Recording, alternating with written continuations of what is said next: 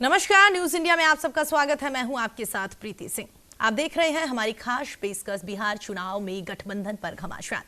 जी हां, बिहार में चुनाव अब करीब आता हुआ नजर आ रहा है। सभी पार्टियां ऐसे वक्त में जनता को साधने के बजाय में गठबंधन के जोड़ तोड़ में लगातार जुटी हुई है।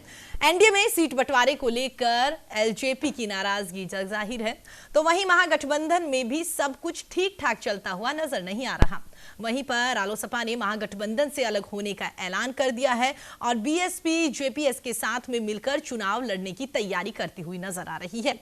इसके अलावा पप्पू यादव की पार्टी जन अधिकार पार्टी भी एनडीए और महागठबंधन के लिए सिरदर्द का सबब बनी हुई नजर आ रही है।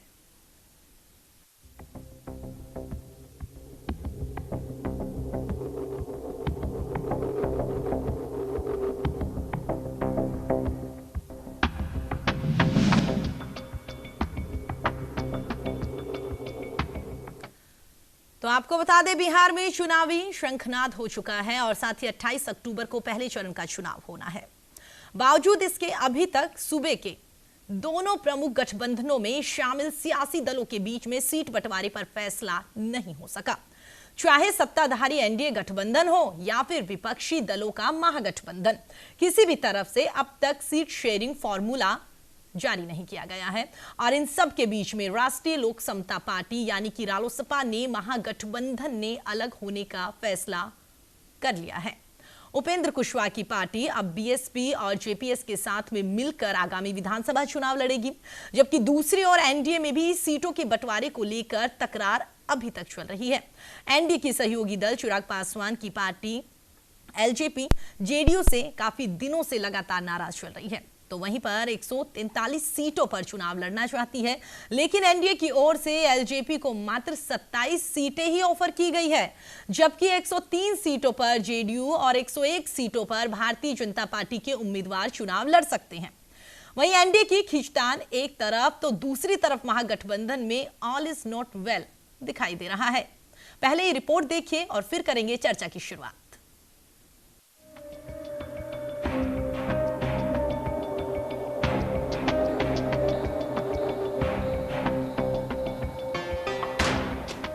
आरजेडी नेता तेजस्वी यादव के खिलाफ मोर्चा खोल चुके राष्ट्रीय लोक समता पार्टी के प्रमुख और पूर्व केंद्रीय मंत्री उपेंद्र कुशवाहा ने अपने नए कदम का ऐलान कर दिया है। उन्होंने कहा कि आरएलएसपी अब बिहार में बहुजन समाज पार्टी और जनवादी पार्टी के साथ मिलकर चुनाव लड़ेगी। उन्होंने कहा कि अब की बार शिक्षा वाली सरकार के नारे के साथ हम लोग चुनाव मैदान में जाएंगे और इस मौके पर कुशवाहा ने एक बार फिर मुख्यमंत्री नीतीश कुमार पर जोरदार हमला बोला। हमने महसूस किया कि एक नया विकल्प, बेहतर विकल्प बिहार की जनता के सामने देना चाहिए और जो बेहतर विकल्प की हम बात करने के लिए इकट्ठा हुए हैं, इसमें तत्काल बहुजन समाज पार्टी मायावती जी के आशीर्वाद के साथ और मेरे बगल में बैठे हुए जनवादी पार्टी सोशलिस्ट, हम सब लोग आज एक साथ मिलकर गठबंधन बनाने का हमने फैसला किया है और इस हिसाब से हम लोग आगे चलेंगे। बाकी बहुजन समाज पार्टी के नेता और दूसरे नेता बोलेंगे। सिर्फ एक बात मैं कहना चाहता हूं कि अब की बार शिक्षा वाली सरकार अगर चाहिए रोजी रोटी और रोजगार, तो अब की बार शिक्षा वाली सरकार। महागठबंधन में सीटों के बंटवारे या फिर मुख्यमंत्री के चेहरे को लेकर लंबे घमासान के बाद भी कोई सहमति नहीं बनने के कारण कुशवाहा नाराज चल रहे थे। कुशवाहा के अलावा कांग्रेस से लेकर जीतन राम मांझी और विकासशील इंसान पार्टी के प्रमुख मुकेश सहनी भी लंबे समय से इन्हीं मुद्दों को उठा रहे थे। कुशवाहा ने कुछ दिन पहले भी कहा था कि तेजस्वी यादव का नेतृत्व उन्हें स्वीकार नहीं है और उनके पास सभी विकल्प खुले हैं। जानकारों का कहना है कि आरजेडी के हट से नाराज होकर ही मांझी के बाद कुशवाहा भी चले गए, जिसके मद्देनजर ही बीएसपी ने अपनी विचारधारा एवं मूवमेंट को खास ध्यान में रखते हुए ही पूर्व केंद्रीय मंत्री श्री उपेंद्र कुशवाहा की राष्ट्रीय लोक समता पार्टी आदि के साथ गठबंधन करके यहाँ विधानसभा में चुनाव लड़ने का फैसला लिया है, जिसके आज हमारी पार्टी के बिहार प्रदेश के प्रभारी श्री रामजी गौतम की उपस्थिति में पटना में औपचारिक घोषणा भी हो चुकी है। श्री उपेंद्र कुशवाहा जी ने आज इसकी घोषणा भी की है, जो इसका गठबंधन का नेतृत्व कर रहे हैं, जिसको मेरा पूरा आशीर्वाद भी है, इनको मेरा पूरा आशीर्वाद भी है। और यदि इस नए बने गठबंधन को बिहार की जनता का भी पूरा आशीर्वाद प्राप्त हो जाता है, तो फिर इस गठबंधन की ओर से श्री उपेंद्र कुशवाहा ही मुख्यमंत्री बनेंगे, जो इस गठबंधन का नेतृत्व भी, जैसे मैंने आपको बताया, जो इस गठबंधन का नेतृत्व भी कर रहे हैं। आपको बता दें कि कुशवाहा पिछले लोकसभा चुनाव से ठीक पहले एनडीए छोड़कर महागठबंधन में आए थे। बताया जाता है कि आरजेडी 243 में से 160 सीटों पर खुद लड़ना चाहती है और ऐसे में कांग्रेस और दूसरे दलों का नाराज होना लाजमी भी है। उधर महागठबंधन में दूसरी सबसे बड़ी पार्टी कांग्रेस का भी कहना है कि मुख्यमंत्री पद के चेहरे को लेकर अब तक फैसला नहीं हुआ। कांग्रेस का कहना है कि तेजस्वी को मुख्यमंत्री का चेहरा बनाने पर आपत्ति नहीं है, लेकिन जब बात गठबंधन की आती है तो हमें दूसरे दलों से भी बात करनी होती है और इसका मतलब यह है कि इन दलों के बीच में आपस में किसी तरह की बातचीत नहीं हो रही। ऐसे में जब 28 अक्टूबर को पहले चरण का मतदान होना है, महागठबंधन के भीतर हालात ठीक नहीं होने का अंदाजा लगाया जा सकता है। बहरहाल अब ये साफ है कि कांग्रेस भी तेजस्वी यादव को आसानी से मुख्यमंत्री के चेहरे के रूप में स्वीकार करने के लिए तैयार नहीं है। पिछले लोकसभा चुनाव में औंधे मुंह गिर चुके महागठबंधन ने शायद कोई सबक नहीं लिया, वरना उसे अब तक सीटों के बंटवारे और मुख्यमंत्री के चेहरे को बहुत पहले ही सुलझा लेना चाहिए था। इससे विपक्ष की ओर से नीतीश कुमार के खिलाफ बनाया गया चुनावी माहौल कमजोर पड़ता दिख रहा है। न्यूज इंडिया के लिए स्पेशल डेस्क की रिपोर्ट। तो आपने देखा किस तरीके से आगामी विधानसभा चुनाव की तारीखों के ऐलान के साथ ही सियासत भी बिहार में लगातार चलती हुई नजर आ रही है।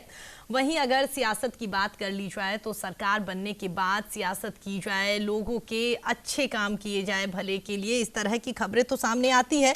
लेकिन यहाँ तो चुनाव से पहले ही सियासत देखने को मिल रही है, क्योंकि दोनों प्रमुख दल जो है वो आपस में सहमति खाती हुई उनकी नजर नहीं आ रही। अगर बात कर ली जाए एनडीए की, तो एनडीए के अंदर जहां पर जेडीयू, एलजेपी और बीजेपी है, इसके अलावा और भी तमाम इसमें दल है, लेकिन सबसे ज्यादा फिलहाल जो चर्चा चल रही है वो यही चल रही है कि चुनावों की तारीखों का ऐलान हो गया, लेकिन कौन कितनी सीट पर लड़ेगा इसको लेकर लगातार कई कयास लगाए जा रहे हैं। घमासान मचा हुआ है, बड़ी बड़ी पार्टियों के बीच में तनातनी की खबरें सामने आ रही है।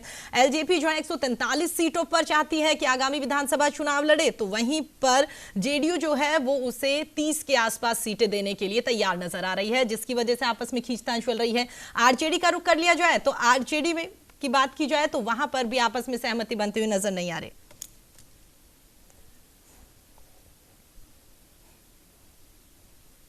चलिए आगे बढ़ते हैं, तो चर्चा करते हैं और चर्चा में हमारे साथ आरजेडी विधायक राहुल तिवारी जी जुड़ गए हैं। राहुल जी, स्वागत है आपका। धन्यवाद। राहुल जी, आगामी विधानसभा चुनाव की तारीखों का ऐलान हो गया, तमाम पार्टियां तैयारियों में जुटी हुई है, किस तरीके से क्या तैयारी की जाए, किस तरीके से वोटर जो है उन्हें अपने खेमे में लिया जाए, लेकिन आपके तो सर चुनावी तारीखों के ऐलान के बाद से अभी तक यही डिसाइड नहीं हो पाया कि कौन कितनी सीटों पर लड़ेगा। नहीं, ऐसा नहीं है, लगभग हम लोग यहाँ तय हो चुका है कौन कितनी सीट पर लड़ेगा, लेकिन हाँ कुछ सीटें ऐसी हैं जो अलायंस भी चाहती है और हम लोग भी चाहते हैं जी। उसमें ये है कि उनके उम्मीदवार अच्छे हैं कि मेरे उम्मीदवार अच्छे हैं, कोई इसी सीट को लेके थोड़ा बहुत प्रॉब्लम है, लेकिन आने वाले समय में वो भी क्लियर हो जाएगा, 1-2 दिन में क्लियर हो जाएगा। लेकिन कांग्रेस की ओर से सर ये साफ कह दिया गया है कि अगर कांग्रेस को सम्मानजनक सीटें नहीं मिलती तो उसके बाद में कांग्रेस जो है वो अकेले भी चुनाव लड़ सकती है। एक तरफ तो सर ये होना चाहिए ना कि आप लोगों को मिलके जो मौजूदा सरकार है उस पर हावी होना चाहिए, यहाँ की तो खुद की आपस में फूट डली हुई है। नहीं, ऐसा नहीं है, कांग्रेस जो है ठीक है, किसी पार्टी का किसी नेता का बयान आया है, लेकिन कांग्रेस को हमको जहाँ तक लगता है कि राजद और कांग्रेस ये पार्टी मिलकर लड़ेगी। सवाल एक सीट का है कि उनके उम्मीदवार सीट ज्यादा मानते हैं कोई भी पार्टी के, लेकिन उनके उम्मीदवार भी उस तरह के होने चाहिए जी। तो उम्मीदवार जब उस तरह के नहीं है तो सीट देना एक तरह से समझिए कि बर्बाद हो जाएगा। इसीलिए हम लोग कन्विंस करते हैं कि नहीं है, हमारे उम्मीदवार ज्यादा अच्छे हैं आपके उम्मीदवार से। जी तो थोड़ा बहुत प्रॉब्लम आता है, लेकिन आने वाले समय में क्लियर हो जाएगा वो। जी। इसके अलावा सर, जिस तरीके से अगर सीटों में सर गैप भी तो बहुत आ रहा है ना, 58 सीटों का ऑफर दिया जा रहा है, 80 की मांग की जा रही है, एक दो सीटों का फेरबदल। 40 के करीब कांग्रेस लड़ी थी जी पिछले बार, तो उससे तो ज्यादा चुनाव लड़ रहे हैं, उससे ज्यादा का हम लोग सीट दे रहे हैं उनको। जी। सवाल ये उठता है कि तेजस्वी के नेतृत्व में सभी लोग को चुनाव लड़ना है, और मार्च में जो है राष्ट्रीय जनता दल की पकड़ ज्यादा है, कांग्रेस भी शामिल होगी, और अच्छे से हम लोग गठबंधन बनाएंगे, और अच्छे से। मेरा अगला जो मकसद है वो सरकार को हटाने का है। जी बिल्कुल सर, और सरकार को तभी हटा पाओगे जब आप लोग मजबूती के साथ आगामी विधानसभा चुनाव लड़ेंगे। आप हमारे साथ बने रहिएगा। इसी बीच हम आपको बता दें, रालोसपा से मेरे साथ मंजूरी जी जुड़ गई है। स्वागत है आपका। बहुत बहुत धन्यवाद जी। मधु जी, जिस तरह से लगातार खबरें सामने आ रही है कि एक तरफ तो ये होना चाहिए कि दिन ही काफी कम बचे हुए हैं, तैयारियां करनी चाहिए, जल्दी जल्दी लोगों को बताना चाहिए कि सरकार की ओर से अब तक क्या काम नहीं किया गया, कि आप हमें वोट दो। लेकिन अचानक से अगर गठबंधन आप लोगों की ओर से बना लिया गया है, क्या उम्मीद कर सकते हैं इस गठबंधन से? क्योंकि इससे पहले तो लोग इतना नहीं जानते थे, लेकिन अब अचानक से गठबंधन बना लिया, और खबर ये भी सामने आ रही थी कि पहले आपकी पार्टी एनडीए में शामिल होने वाली है। नहीं, देखिए, जैसे पार्टी तो हमारी पार्टी ऑफिशियली कभी अनाउंसमेंट नहीं की कि वो एनडीए में शामिल होने वाली है जी। ये मीडिया के जरिए हमें भी पता चला कि हम एनडीए में जाने वाले हैं, और लेकिन ऐसी कोई बात थी नहीं जी। तो अभी हमारी पार्टी का जो है एक अपना अलायंस बन गया है, और हम लोग उसी अलायंस से अब लड़ेंगे, उसी से तैयारी करेंगे।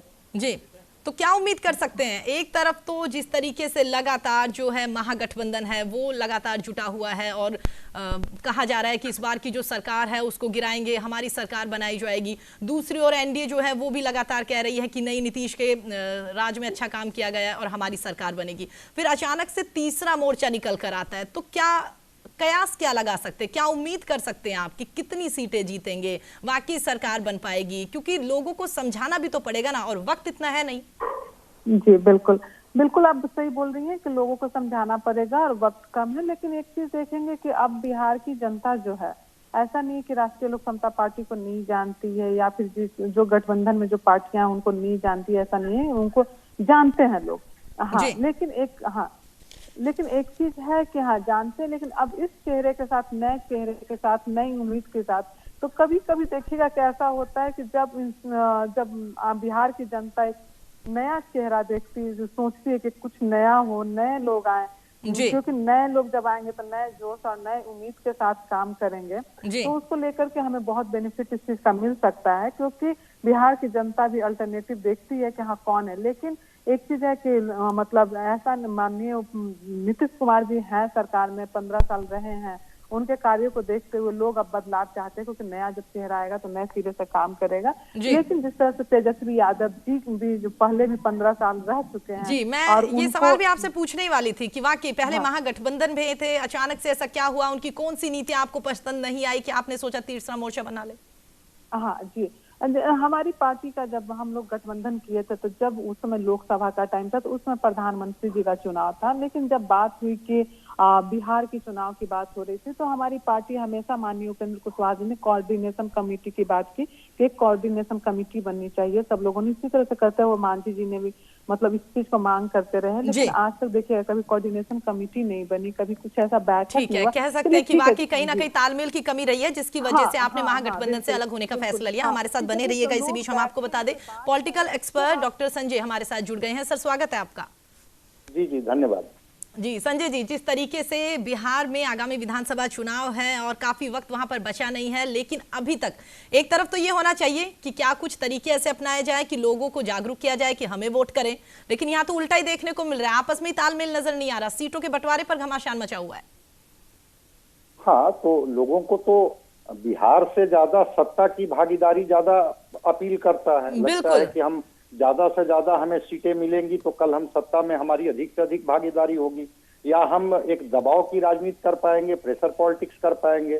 बात सैद्धांतिक ये लोग बड़ी अच्छी करते हैं, शिक्षा के सवाल को लेकर के, स्वास्थ्य के सवाल को लेकर के, रोजगार के सवाल को लेकर के, बिहार की बेहतरी के सवाल को लेकर के, लेकिन निशाना कहीं और होता है। अब उस स्थिति में जो गठबंधन के भी जो अपने धर्म होते हैं उसका निर्वहन नहीं कर पाता है।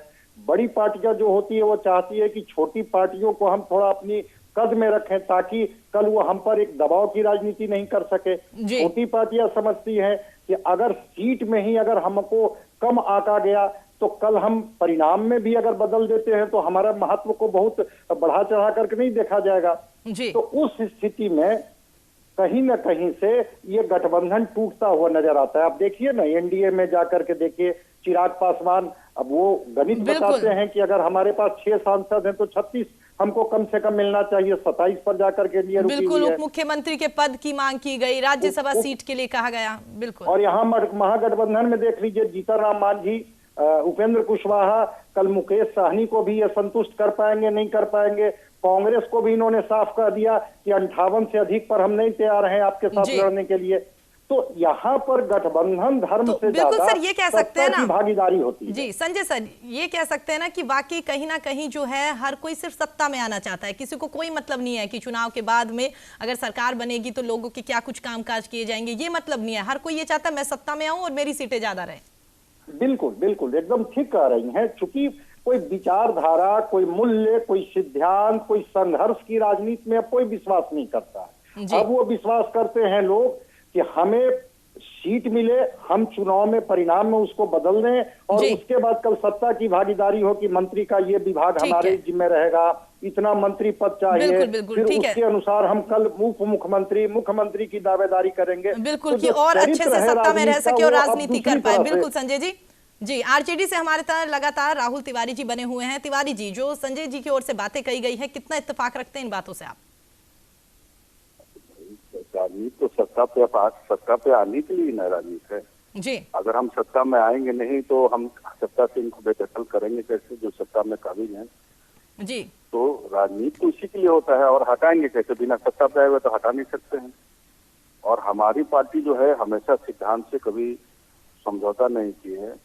हमने ऐसा कोई समझौता नहीं किया है जो मेरी विचारधारा है और भारतीय जनता पार्टी के साथ मिलके हम चुनाव लड़े। सर जब आप महागठबंधन में थे, राहुल जी जब आप महागठबंधन में थे तब तमाम पार्टियां जिस तरह की से आपके साथ में थी और साथ ही कांग्रेस और आपका काफी तालमेल देखने को मिला, लेकिन अचानक से अब आगामी विधानसभा चुनाव की तारीखों का जब ऐलान हो गया है तो अचानक से ऐसे क्या खटपट निकल के आ गई, अचानक से क्या नाराजगी आ गई? आप रिकॉर्ड देखे ना, जितनी भी चुनाव का पिछले रिकॉर्ड का आप देख लेंगे किस पार्टी को कितनी वोट आती है, कहाँ किसने, तो उस आधार पे कमजोर है।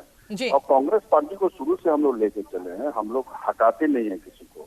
अब किसी की पार्टी की मान लीजिए एक भी विधायक नहीं है और कहेंगे हमको 20 सीट चाहिए, हमको 25 सीट चाहिए और तेजस्वी जी का चेहरा हमको पसंद नहीं है, तो ये कहाँ से कबूल होगा? जिसके चेहरे के चलते हम लोग को वोट मिलना है वो आगे है, उनकी संख्या ज्यादा है, तो वो कैसे नहीं उस सत्ता पे? कहा नीतीश जी को हटा दीजिएगा तो जदयू की क्या पहचान है जी? तो आप समझ सकती हैं हम लोग कहीं गलत नहीं करते, हम किसी को नहीं हटाना चाहते हैं, लेकिन इन लोग की मांगे गलत हो जाती है। अब मांझी जी अपने खुद कहीं नहीं चुनाव। ठीक है राहुल जी, आऊंगी आपके पास। इसी बीच हम आपको बता दें कांग्रेस से हमारे साथ रंजीत कुमार जी जुड़ गए हैं। स्वागत है सर आपका। नमस्कार मैम जी। जिस तरीके से आगामी विधानसभा चुनाव की तारीखों का ऐलान हो गया, उसके बाद तैयारियां होनी चाहिए, लेकिन तैयारियों की बजाय अभी तक सीट बंटवारे को लेकर ही घमासान चल रहा है। देखिए, जब अलग अलग राजनीतिक दल मिलकर गठबंधन करते हैं तो उसमें विलंब होता है जी। ये बात सही है कि ये जितनी जल्दी हो जाए उतना अच्छा है, क्योंकि अभी के समय में मुख्य लक्ष्य होना चाहिए। क्योंकि अब तो तैयारियां करनी चाहिए, इतना वक्त नहीं बचा ना। आपको ये भी तो बताना है कि जो मौजूदा सरकार है उसने क्या कुछ कामकाज नहीं करे, बहुत सारी चीजें तैयारियां करनी पड़ती है।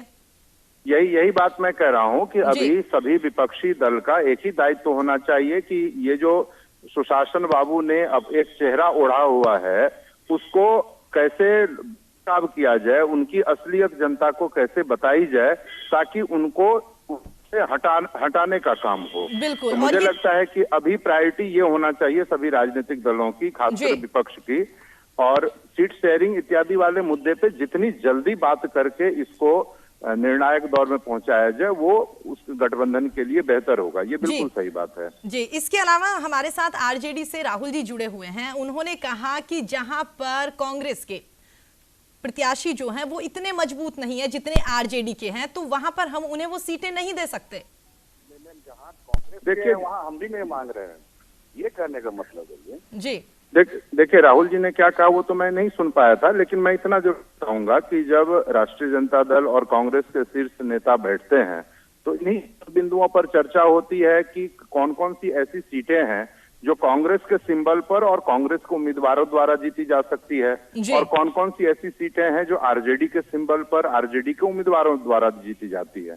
तो ये संभावना देखकर ही दोनों दल तय करते हैं।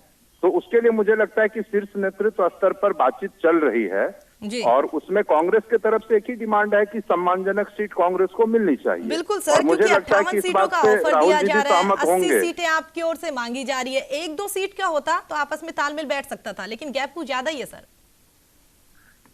देखिए ये अभी उस पे कहना कुछ भी जल्दबाजी है। मुझे लगता है कि कांग्रेस पार्टी राष्ट्रीय पार्टी है, बिहार में भी उनका वजूद है, अभी भी हमारे 27 विधायक हैं। तो कांग्रेस जो मांग कर रही है वो कोई अनौचित्यपूर्ण मांग नहीं है। 80 सीट यदि मांग रही है तो मैं संख्या पे नहीं जा रहा हूं, लेकिन अगर राहुल जी ने कहा है तो मैं ये केवल कहूंगा बिल्कुल कह सकते हैं कि आप लोग यही उम्मीद कर रहे हैं कि एक सम्मानजनक सीट जो है वो कांग्रेस को मिलनी चाहिए, क्योंकि कांग्रेस का वाकई अपना एक अलग अस्तित्व है। आप सभी मेहमान हमारे साथ बने रहिएगा। वक्त तो चला एक छोटे से ब्रेक का, ब्रेक के बाद दोबारा आपका रुख करेंगे।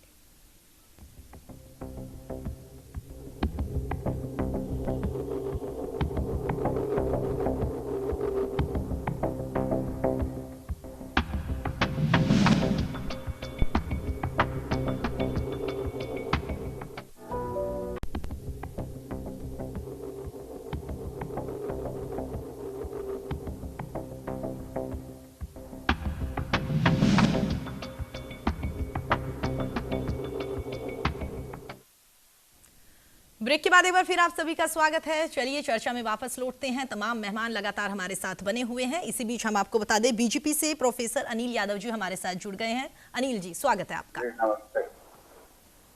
जी अनिल जी मेरी आवाज सुन पा रहे हैं? अनिल जी क्या चल रहा है, चल क्या रहा है? अभी तक सीटों का बंटवारा नहीं हुआ, तीसरा मोर्चा बनता हुआ नजर आ रहा है, तमाम पार्टियां तैयारियों में जुटी हुई है। क्या लगता है कब तक ये सीटों का जो मसला है वो सफल हो पाएगा, और उसके बाद में कब आप लोग तैयारियों में जुटोगे, लोगों के पास कब जाएंगे आप? देखिए एनडीए में तो कोई झंझट है ही नहीं सर। आज ही तो चिराग पासवान जेपी नड्डा से मिलके आए, आप कहते हैं कि कोई घमासान नहीं है। मिलना तो जरूरी होता है ना, सभी तो आपस में। लेकिन ये भी पता है सर आपको कि वो सीटों के बंटवारे को लेकर ही मिले हैं। नहीं मैं बता रहा हूँ ना, सीटों के बंटवारे, सीट किसको कितना मिलना है लगभग हमारा राष्ट्रीय नेतृत्व ने सभी मिलकर तय कर लिया है जी। अब ये तय करना है, हमारे एनडीए में एक बड़ी अच्छी व्यवस्था दी गई है कि सभी दल मिलकर चुनाव लड़ेंगे, और वो जो नंबर तय कर लिया गया है अब उस नंबर में देखना है कि किस कंस्टिट्यूएंसी में किस दल के पास जिताऊ कैंडिडेट है जी, तो उस हिसाब से वो सीट उनको दे दिया जाएगा। सर तो कौन कौन से नंबर तय हुए यही तो जनता जानना चाहती है, और इसी को लेकर तो घमासान चल रहा है सर। कोई घमासान नहीं चल रहा है, तो बता दीजिए आप सर कौन कौन से नंबर तय हुए, कौन कौन कितनी सीटों पे लड़ेगा? 1-2 दिन में तो हमारे राष्ट्रीय नेतृत्व पूरे एनडीए के एक साथ बैठ के ये अनाउंस कर देंगे जी। इसमें कहीं कोई घबराहट की बात नहीं है, सारे लोग तय कर रखते हैं। और ये तो अपोजिशन में इस तरह की बात हो रही है जी, महागठबंधन। अब तो आपका कहने का मतलब ये है कि एनडीए में सीटों को लेकर कोई घमासान नहीं है, सब कुछ सही चल रहा है? कोई घमासान नहीं, कोई घमासान नहीं। ठीक है, तो जो चिराग पासवान की ओर से उप मुख्यमंत्री पद की मांग की गई है, इसके अलावा 143 सीटों पर चुनाव लड़ने की बात की गई है, राज्यसभा सीट की बात की गई है, इन सब पर सहमति बन गई? नहीं, आप उनको तो राज्यसभा की बात तो जिस तरह से ये है उस तरह से वो तो राजी नहीं है ना सर, वो तो साफ बोल चुके हैं ना, वो तो राजी नहीं है। उनका तो लग रहा है कि कहीं कुछ और रुख ना अपना ले वो। ना वैसा कुछ नहीं होगा, वैसा कुछ नहीं होगा, ये सभी मिलकर चुनाव। चलिए बीजेपी की बात एक बार के लिए मान भी लेते हैं, लेकिन सर जेडीयू और जो एलजेपी के बीच में आपस में तनातनी चल रही है, जो शीत युद्ध ये काफी दिनों से चला आ रहा है, क्योंकि कुछ दिन पहले नीतीश कुमार ने साफ कह दिया था कि वो एलजेपी को हिस्सा नहीं मानते एनडीए का, और आज चिराग पासवान जब जेपी नड्डा से मिले तो उन्होंने भी ये बात कही है कि जो जेडीयू है वो नहीं चाहता कि हम एनडीए में आए, और आप कहते कोई घमासान ही नहीं है। नहीं, हाँ वो बात देखिए, चिराग पासवान जी लोजपा का जदयू नेता इसलिए इस तरह की बात बोले कि जिस समय एनडीए हमारा था जी पहले, उसमें चिराग पासवान थे, उसमें उपेंद्र कुशवाहा जी थे, उपेंद्र कुशवाहा जी बाहर हो गए, चिराग पासवान जी हम लोगों के साथ है, वो हमारा एक मजबूत पार्टनर हैं। बिल्कुल सर, खबर तो यही सामने आ रही थी कि उपेंद्र कुशवाहा जो है वो भी एनडीए में शामिल होने वाले हैं। जब बिहार के अंदर महागठबंधन की सरकार थी, वैसी स्थिति में जब उस सरकार में आरजेडी की जो स्थिति थी और आरजेडी जिस तरह से विकास के गति को रोक रखा था, उससे परेशान होकर मुख्यमंत्री आरजेडी से अपना नाता तोड़ लिए और फिर अपने पुराने सहयोगी के साथ आ गए जी। तो वो हमारे साथ आ गए। तो उनका ये कहना है कि हम तो आपके साथ आए जी। जिस तरह से लोजपा आपके साथ है वैसे ही मैं आपके साथ हूँ, ठीक है, आप इसको निर्णय कीजिए। ये तो अच्छी बात है ना, वो तो पहले ही कह रहे हैं कि आप बड़े दल हैं, आप राष्ट्रीय तो दल हैं। आपको लगता है कि जल्दी सीटों का जो घमासान चल रहा है इसको जल्दी शांत कर लिया जाएगा और उसके साथ ही चिराग पासवान की ओर से लगातार जो मुलाकात की जा रही है, जेपी नड्डा से आज उन्होंने मुलाकात करी, तो आपका कहना है कि वाकई वो एक नॉर्मल उनकी मुलाकात थी, आगामी विधानसभा चुनाव को लेकर जो तैयारियां चल रही है उसको लेकर बातचीत थी? ठीक है, मुलाकात तो होगी जी। ठीक है सर, आप हमारे साथ बने रहिएगा, तमाम और मेहमान भी लगातार हमारे साथ बने हुए हैं। पॉलिटिकल एक्सपर्ट मेरे साथ डॉक्टर संजय जी लगातार हमारे साथ बने हुए हैं। संजय जी, तीसरा मोर्चा जो बना है उसको लेकर आप क्या सोचते हैं कि वाकई महागठबंधन की जो एक गठबंधन जो ये बना हुआ है, जहां तक ये चुनाव लड़ने की बात कह रहे हैं और कह रहे हैं कि इस बार हमारी सरकार बनेगी, और दूसरा अगर एनडीए की बात की जाए, तीसरा मोर्चा जो इसको आप कैसे देखते हो? क्या लगता है कि वाकई ये कुछ आगामी विधानसभा चुनाव में कुछ ऐसा करेगा कि जिससे एनडीए को और महागठबंधन को नुकसान हो सकता है? नहीं, देखिए, अगर समर्पित कार्यकर्ताओं की टीम अगर वहां बनती है और अनुशासित तरीके से अगर वो काम करते हैं तो प्रभाव डालेंगे। ऐसी कोई बात नहीं है कि जो डेमोक्रेसी है वो डेमोक्रेसी में किसी का ठप्पा है कि भाई चलो ये पार्टी है और ये प्लेटफॉर्म है, बस लोग इसी पर वोट आकर के लगाएंगे। बहुत सारे पार्ट ऐसे हैं। अब जसवंत सिन्हा का एक गठबंधन बना है, बिल्कुल, पप्पू यादव जी का एक गठबंधन बना है जी। फिर आज उपेंद्र कुशवाहा जी एक गठबंधन में आए हैं। बिल्कुल, एक छोटा सा सवाल और सर, क्या लगता है कि बाकी के जो गठबंधन है अगर वो तीसरा मोर्चा में शामिल हो जाए तो कह सकते हैं कि वाकई कंपटीशन बढ़ेगा? बिल्कुल नहीं, तीसरा मोर्चा को तो बिहार के लोगों से मेरी जब बात हुई तो तीसरे मोर्चे की जरूरत लोगों ने बताया लोगों ने कि अगर हमने 15 साल अगर राष्ट्रीय जनता दल को मैंडेट दे करके देखा है, 15 साल अगर हमने एनडीए को मैंडेट दिया है, तो हम चाहते हैं कि कोई एक तीसरा विकल्प हो, लेकिन वो तीसरा विकल्प में मजबूती दिखनी चाहिए। अब ये जो लोग गठबंधन कर रहे हैं कितनी जमीनी हकीकत पर साबित कर पाएंगे अपने को। अब पप्पू यादव जी को देखिए, इसमें कोई दो मत नहीं है कि जमीन पर उन्होंने काम नहीं किया है, चाहे वो बाढ़ का मामला हो, कोरोना का मामला हो, कोटा से बच्चों को लाने का मामला हो, पटना में जल जमाव का मामला हो। तो जमीनी स्तर पर अगर सब लोग मिलकर के एक तीसरा मोर्चा बनाते हैं तो ऐसा नहीं है कि जनता उनके बारे में नहीं सोचेगी। जी बिल्कुल, कह सकते हैं सर, बिल्कुल बिल्कुल, कि जिस तरीके से आगामी विधानसभा चुनाव जो है वो बेहद दिलचस्प है। इसके साथ साथ वाकई जो फिलहाल सत्ता में पार्टी है और जो महागठबंधन है उनके लिए कहीं ना कहीं ये विधानसभा चुनाव जो है वो टेंशन भी लेकर आ रहा है। इसके अलावा आगे बढ़ते हैं तो हम आपको बता दें तमाम मेहमान हमारे साथ लगातार बने हुए हैं। मंजरी जी हमारे साथ बनी हुई है। मधु जी, एक आखिरी कमेंट दीजिए, क्योंकि जिस तरीके से लगातार बातें चल रही है, आपने तमाम लोगों को सुना और सब यही कह रहे हैं, वाकई अपनी अपनी पार्टी के लोग तो अपनी अपनी पार्टी की बात रखेंगे, लेकिन अगर बात की जाए कि वाकई धरातल पर क्या हो रहा है तो नए चेहरे की तलाश चल रही है। जी, ये बिल्कुल सही है कि देखिए, जैसे कि बिहार की जनता जो है वो चाह रही है कि बदलाव हो और एक नया चेहरा चाह रही है, लेकिन विकल्प के रूप में तेजस्वी यादव जी को वो नहीं चाह रही। ये सबको एक्सेप्ट करना पड़ेगा कि विकल्प चाह रही कि नीतीश जी की सरकार जो बदले, लेकिन उसके बदले में तेजस्वी यादव जी का चेहरा जो है अभी वो मैच्योर भी नहीं है। मैं ये नहीं बोलूंगी बड़े पार्टी है, बड़े लोग हैं, लेकिन जहां जनता की सवाल आती है तो जनता ये चाह रही है कि एक नया विकल्प है, नया चेहरा है। और उपेंद्र कुशवाहा जी एक पढ़े लिखे प्रोफेसर रहे हैं, शिक्षा की लड़ाई लड़ते रहे हैं, इस हिसाब से उपेंद्र कुशवाहा जी का जहाँ होती है बदलाव की बात तो बदलाव तो जरूरी है ना। देखिए, आपके 15 साल पहले भी बदलाव हुआ था, 30 साल पहले भी बदलाव हुआ था, तो बदलाव होता है और नए लोग को एक्सेप्ट बिल्कुल कह सकते हैं कि वाकई अब जनता जो है बदलाव की तरफ बढ़ रही है। जी राहुल जी, क्या लगता है वाकई तेजस्वी यादव मैच्योर नहीं है? पूरे बिहार में अभी मुद्दा है कि नीतीश कुमार जी को हटाना है और तेजस्वी को गति में लाना है। ये पूरे बिहार भर में जितना सर्वे और आप देख लीजिए, ये 2 ही बिहारों का चुनाव है। नीतीश जी को 15 साल लोग देख चुके हैं, अब उनसे उठ चुके हैं, उनसे हटना चाहते हैं। और तेजस्वी जी युवा हैं, नए लड़के हैं, रोजगार की बात कर रहे हैं। पर विपक्षियों को तो सर वो मैच्योर ही नहीं नजर आ रहे। विपक्ष जो है वो तो मैच्योर ही नहीं मान रहा उनको। आप कहाँ कह रहे हैं कि कहेंगे जी विपक्ष और क्या कहेंगे, अच्छी बात तो नहीं कह सकते हैं जी, लेकिन आप तेजस्वी जी हमको लगता है उम्र से ज्यादा मैच्योर हैं। जिस हिसाब से उन्होंने डिप्टी चीफ मिनिस्टर का पद संभाला है, विभाग संभाला है, उस हिसाब से और सब उस एज ग्रुप के लोगों को देखा जाए तो काफी अपने हिसाब से उम्र में मैच्योरिटी उनकी दिखती है इस उम्र में। ठीक है, संभल के बात करते हैं, बहुत अच्छे से बात करते हैं और हम लोग माने हुए हैं, हम लोग के नेता वो है। और बिहार में इस तरह से एक हवा चल चुकी है तेजस्वी को गद्दी में बैठाने की। अगर तेज प्रताप यादव की बात की जाए तो सर उनकी आगामी विधानसभा चुनाव में क्या कुछ भूमिका रह सकती है? वो भी मिलकर राजद जिस तरह हम लोग काम कर रहे हैं वो भी चाहेंगे कि तेजस्वी जी मुख्यमंत्री बनो, तो पहले भी मंच से कह चुके हैं कि हम उनको मुख्यमंत्री बनाने के लिए सारा मेहनत करेंगे, बिहार में घूमेंगे, वो तो कह ही चुके हैं, उसमें कोई प्रश्न चिन्ह नहीं है। जी चलिए सर, आप हमारे साथ बने रहिएगा। आगे बढ़ते हैं तो हम आपको बता दें कांग्रेस से डॉक्टर रंजीत जी हमारे साथ लगातार बने हुए हैं। विपक्ष कह रहा है तेजस्वी यादव जो है वो मैच्योर ही नहीं है, गठबंधन की सरकार बनाने के आप लोग सपने देख रहे हैं। देखिए, विपक्ष अपने तरीके से बात को रखता है। मूल बात यह है, ठीक अभी राहुल जी कह रहे थे, मैं भी मानता हूं कि उन्होंने उप मुख्यमंत्री के रूप में अभी अनुभव हासिल किया है और ये मुद्दा तो ऐसे भी बाद में होता है। ये तो विधायक दल की मीटिंग होती है उसमें सब लोग बैठते हैं और सर्वसम्मति से अपने नेता का चयन कर लेते हैं, उसमें कहाँ कोई दिक्कत होती है।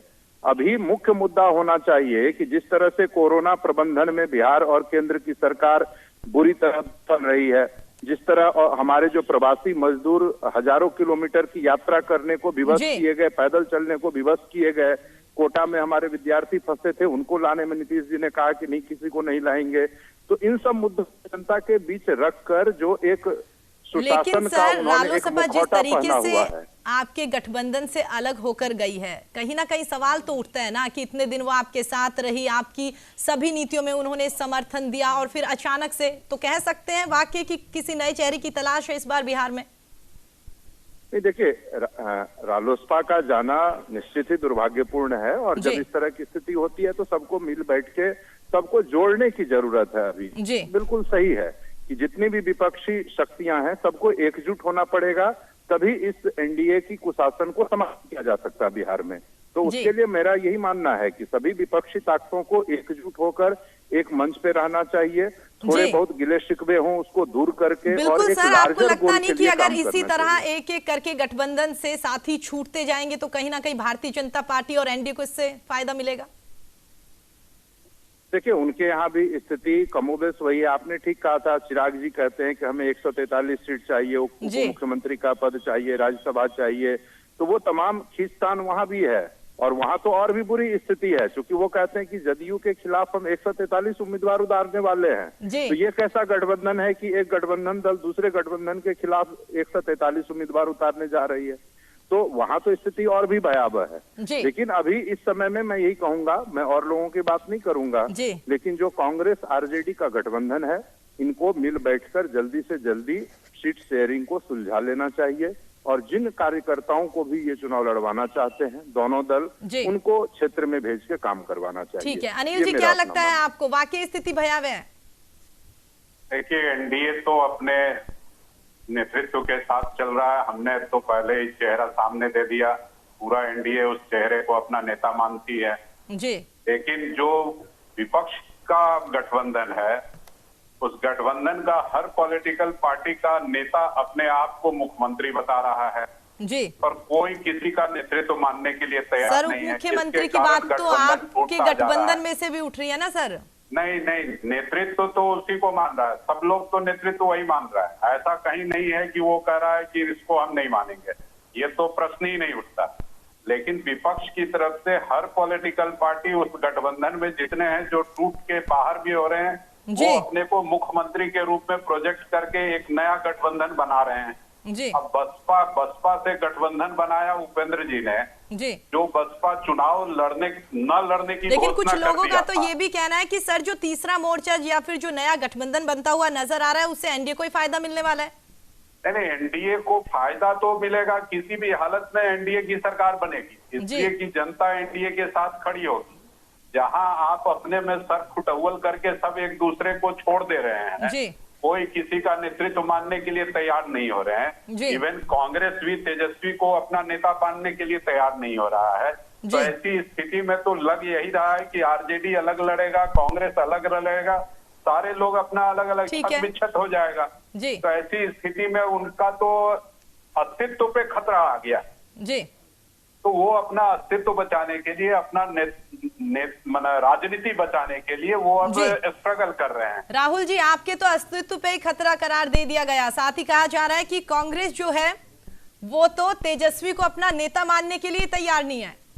नहीं, इस तरह की कोई बात नहीं है। कांग्रेस हम लोग आज कांग्रेस ने कहा है, आज कांग्रेस ने कहा है, चिराग पासवान जी तो आज कांग्रेस ने कहा है, और मनोज झा जी ने राहुल जी एक बार सुन लेते हैं क्या कह रहे हैं।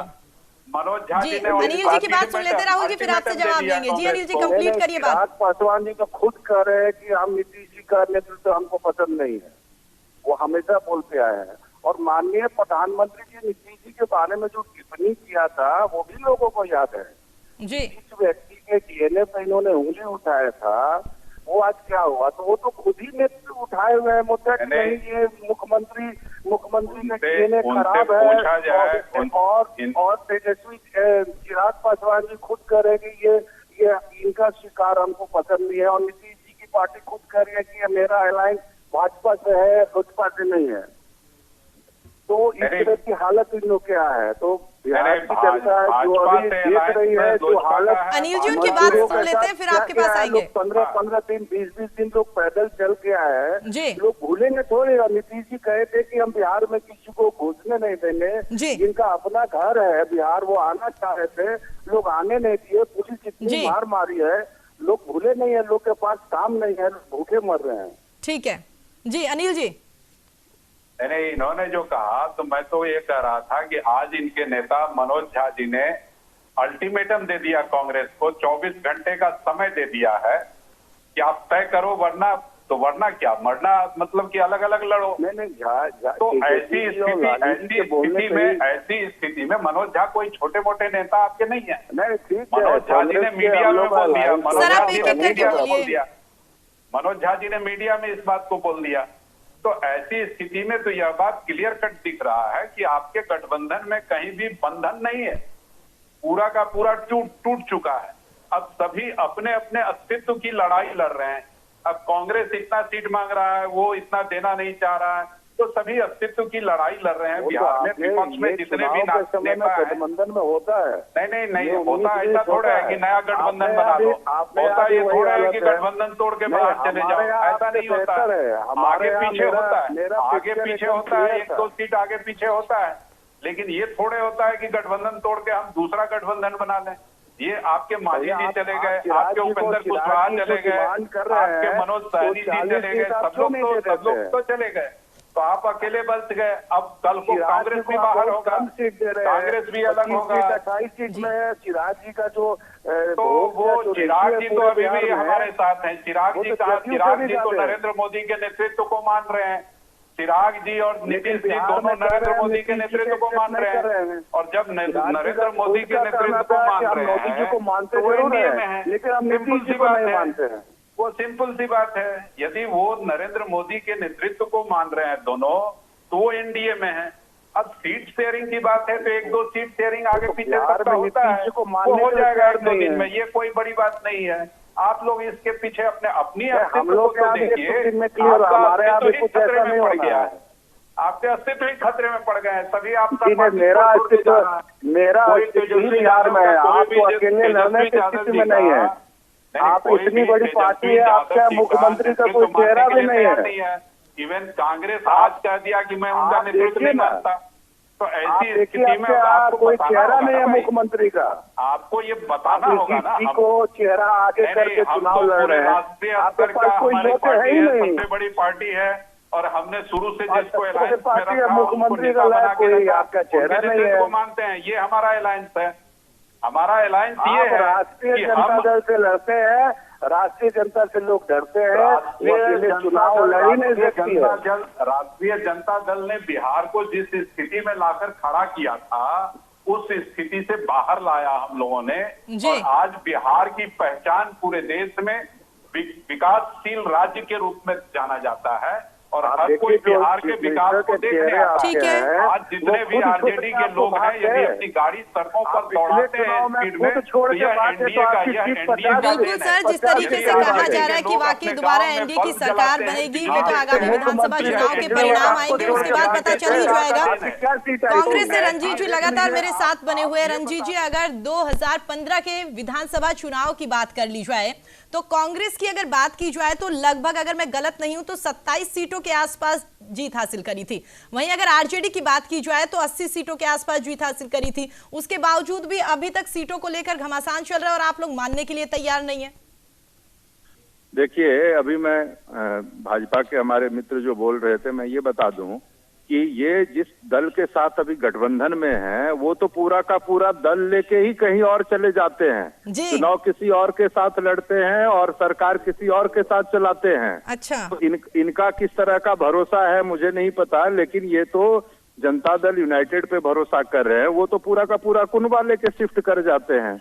एक बात। दूसरी बात मैं ये कह रहा हूँ कि ये कहते हैं नेतृत्व की बात, तो नीतीश जी के बारे में आदरणीय प्रधानमंत्री जी ने क्या क्या बातें कही सब पब्लिक डोमेन में है।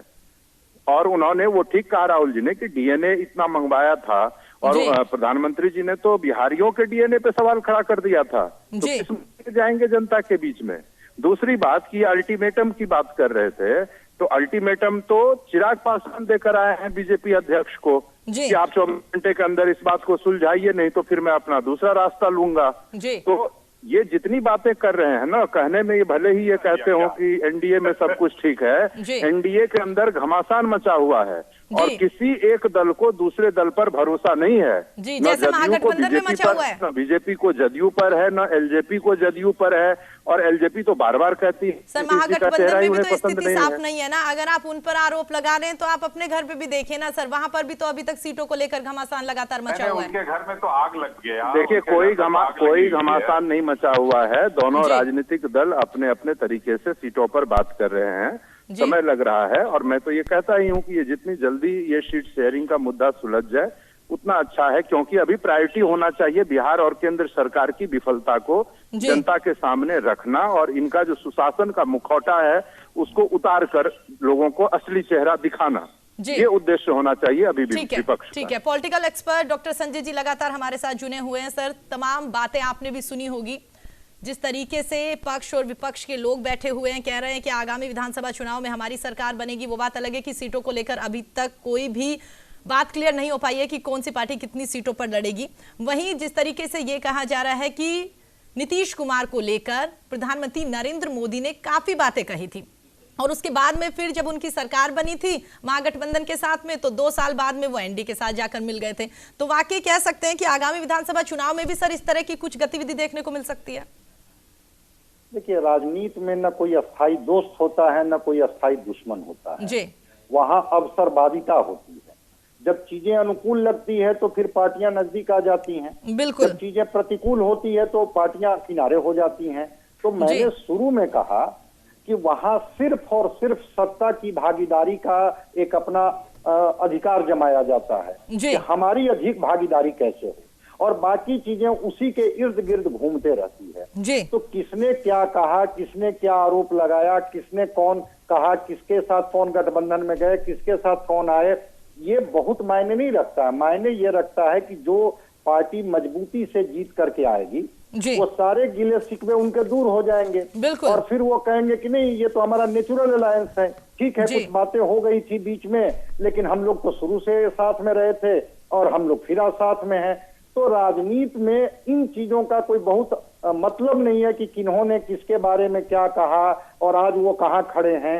वहां पर जनता का नब्ज ये लोग टटोलते हैं। लगता है कि जनता का मिजाज इनके पक्ष में है, या जनता का मिजाज इनके विरोध में है, तो चीजें वहां से तय होती है। जी बिल्कुल, आपसी रंजिश भी खत्म हो जाती है जब वो देख लेते हैं कि जनता का रुख किस तरफ है और उसी को लेकर गठबंधन बनता है और उसी को लेकर विधानसभा चुनाव या जो भी चुनाव है वो लड़े जाते हैं। साथ ही हम आपको बता दें, रालोसपा से लगातार मेरे साथ मधु जी बनी हुई है। मधु जी, एनडीए की ओर से कहा जा रहा है कि हमारी सरकार जो है आगे भी हमारी सरकार बनेगी और सीएम नीतीश जो है उन्हीं के नेतृत्व में चुनाव लड़ा जाएगा और वही सीएम बनेंगे। वहीं अगर बात की जाए महागठबंधन की, तो उनकी ओर से कहा जा रहा है कि नीतीश की सरकार से लोग त्रस्त आ गए, परेशान हो गए हैं, तो इस बार महागठबंधन की सरकार बनती हुई नजर आ रही है। आप लोगों ने एकदम दोनों पार्टियों से अलग निकलकर तीसरा मोर्चा बना लिया। क्या कुछ मुद्दे इस बार आपके आगामी विधानसभा चुनाव में रहेंगे? क्योंकि दोनों पार्टियों की बात की जाए, दोनों गठबंधन की बात की जाए तो काफी मजबूत है, तो आप उसमें कहां अपना अस्तित्व ढूंढ रहे हैं? देखिए, सही है कि वो मजबूत है, लेकिन आज माननीय उपेंद्र कुशवाहा जी जब से हम राजनीति कर रहे हैं, शिक्षा की लड़ाई लड़ रहे हैं कि सरकारी स्कूलों में शिक्षा व्यवस्था हुआ, और हमारा एजेंडा है सिंचाई का, पढ़ाई कमाई सिंचाई सुनवाई कार्रवाई जो लड़ाई है, वही लड़ाई हम लड़ेंगे आगे भी, और उसी पे मतलब लोगों के बीच में आएंगे। और लोग को ये जानकारी है, जब हम सत्ता में थे, जब हम सत्ता में नहीं थे, जब से हमारी पार्टी बनी है, सिर्फ हम शिक्षा की लड़ाई लड़ रहे हैं, सरकारी स्कूलों में शिक्षा व्यवस्था अच्छा हो उसके लिए लड़ाई लड़ रहे हैं, और इसी व्यवस्था पे हम आएंगे और पूरी मजबूती के साथ हम लड़ेंगे। और उम्मीद रखते हैं कि बिहार की जनता एक नए विकल्प के रूप में एक अच्छा चेहरा जो माननीय उपेंद्र कुशवाहा जी को मानेगी, क्योंकि उपेंद्र कुशवाहा जी। लेकिन ये सारे मुद्दे तो पहले से ही चलते आ रहे हैं ना, आपको क्यों लोग वोट देंगे? कुछ तो अलग होगा, कुछ तो सोचा होगा आपने, क्यों लोग आपको वोट दे? देखिए, जो बिहार की जो राजनीति है, जो बिहार में जरूरत है, बिहार को जरूरत है, हर मुद्दे पे जो सरकार है जो फेल है, जो जहाँ मतलब सरकारी स्कूलों की शिक्षा व्यवस्था हो या रोजगार की बात होती है, पलायन की बात होती है, हर चीज में जो सरकार, इसी मुद्दे पे हम आकर की लड़ाई लड़ेंगे।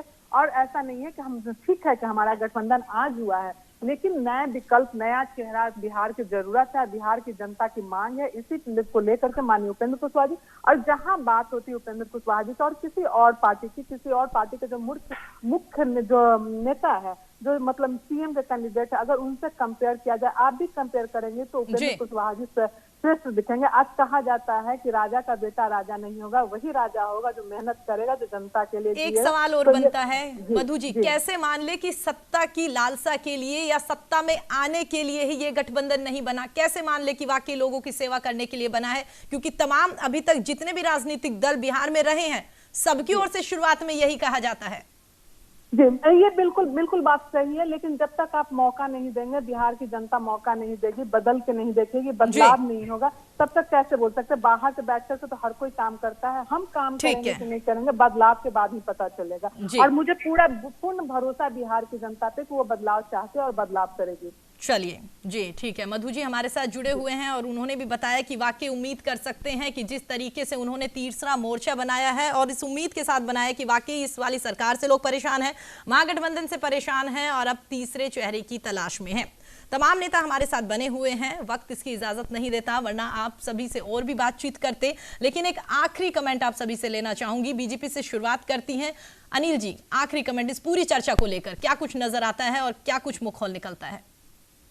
देखिए, पूरा बिहार एनडीए को एक और मौका देना चाहती है, इसलिए कि बिहार में विकास जिस गति से चल रहा था जी, उसे और आगे बढ़ाने के लिए और भी चीज जो बची हुई चीजें हैं जिसको विकसित करना है, उसके लिए सिर्फ नीतीश के नेतृत्व में एनडीए की सरकार बनेगी तो वह गति और तेज होगी। ये पूरे बिहार की जनता जानती है, इसलिए फिर से एनडीए को सत्ता में लाने के लिए फिर संकल्प है जनता।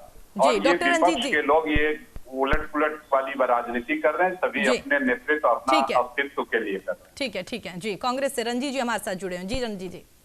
देखिए, इस बार का चुनाव बिहार के लिए बहुत निर्णायक है और बिहार की जनता रोजगार के मुद्दे पे, बाढ़ के मुद्दे पे, कोरोना कुप्रबंधन के मुद्दे पे, अप्रवासियों की पीड़ा के मुद्दे पे, छात्रों की पीड़ा के मुद्दे पे, शिक्षा और स्वास्थ्य व्यवस्था की बदहाली के मुद्दे पे मतदान करेगी। और ये जो सुशासन का चेहरा नीतीश जी ने ओढ़ा हुआ है, वह चेहरा लोगों के सामने आएगा, वो बेनकाब होंगे और इस बार कांग्रेस और गठबंधन की सरकार बिहार में निश्चित रूप से बनेगी। जनता ने मन बना लिया है। चलिए ठीक है। राहुल जी जी, फाइनल कमेंट। हेलो, जी राहुल जी। बिल्कुल, ये बिल्कुल सही बात है। 15 साल नीतीश जी का कम नहीं होता, लोग देख चुका। और जो शिक्षा स्वास्थ्य की व्यवस्था है और बिहार में जो अफसर से आई है जी। और वन मैन शो एक तरह से कहिए मुख्यमंत्री जी का रहा, अपने ढंग से पूरे बिहार को चलाया है, पैसा मिसयूज किया है उन्होंने, बड़े बड़े प्रोजेक्ट बनाए जिसको जनता से कोई ताल्लुकात नहीं है, तो उससे लोग पहचान चुके हैं। साथ जो घर जल योजना है वो एकदम पूरे गांव में जाइएगा, जो स्थिति है सारी गली सड़कें भयावह स्थिति हो गई है, तोड़ते उसको, तो लोग त्रस्त हो चुके हैं महंगाई और सरकारी से लेके। ठीक है, इसलिए सरकार इस बार जरूर जो है हम लोग को मौका मजदूर वर्ग गरीब वर्ग देंगे और हम लोग की गठबंधन की सरकार जरूर होगी। ठीक है डॉक्टर संजय जी, पूरी चर्चा हुई, आखिरी कमेंट। नहीं, अगर मुद्दे को धार मिले, चाहे वो विपक्ष उस मुद्दे को आगे रखे या पक्ष रखे, जैसे नीतीश कुमार जी ने कहा कि हम अगर जनता पुनः हमें मैंडेट देती है तो हम 7 निश्चय 2 लेकर के आएंगे, या विपक्ष जिस तरह से तेजस्वी कह रहे हैं कि हम रोजगार को आगे रखेंगे और 10 लाख नौजवानों को जिस दिन हम शपथ ग्रहण करेंगे उस दिन हम रोजगार देंगे, तो लेकिन होता क्या है कि मुद्दे डाउन हो जाते हैं और पार्टियां इमोशनल कार्ड खेलने लगती है और जनता उसी चक्रव्यूह में फंस करके वोट दे करके फिर 5 साल उसके पास इंतजार करने के अलावा कोई चीजें नहीं रह जाती है। तो अगर मुद्दे पर आधारित जनता वोट दे तो मैं समझता हूं कि बेहतर बिहार की तरफ हम लोग बढ़ेंगे। ठीक है जी, चलिए आप तमाम लोग हमारे साथ जुड़े, उसके लिए आप सभी का बहुत बहुत धन्यवाद।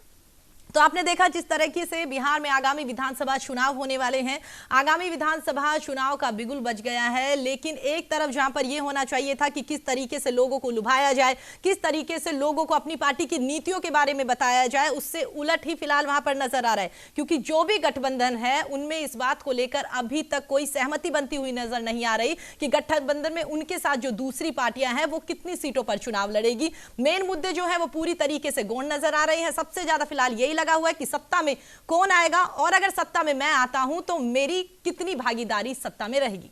चलिए फिलहाल इतना ही।